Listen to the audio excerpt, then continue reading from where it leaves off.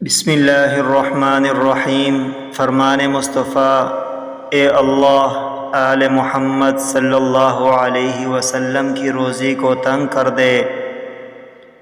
حضرت ابو ہریرہ رضی اللہ عنہ سے روایت ہے کہ رسول اللہ صلی اللہ علیہ وسلم نے دعا فرمائی، اے اللہ آل محمد کو صرف اتنا رزق عطا فرما کہ ان کے جسم و جان کا رشتہ برقرار رہ سکے، متفق علیہ۔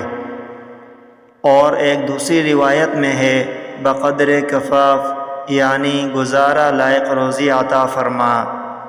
وعن ابی ہریرہ رضی اللہ عنہ ان رسول اللہ صلی اللہ علیہ وسلم قال اللہم اجعل رزق آل محمد قوتا وفی روایت کفافا، متفق علیہ۔